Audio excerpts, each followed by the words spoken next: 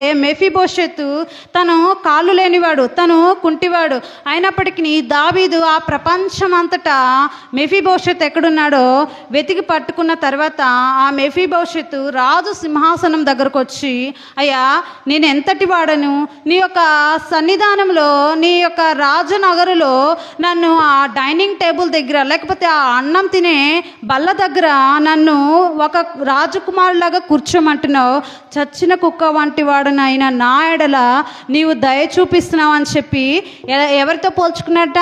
చచ్చిన కుక్క వంటి వాడితో.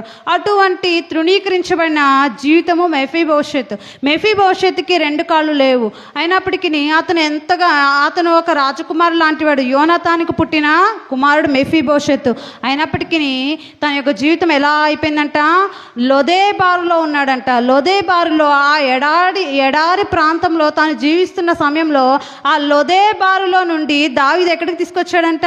ఆ హెబ్రోనుకు తీసుకొచ్చాడు. అంటే సహవాసంలోనికి తీసుకుని వచ్చాడు తనని.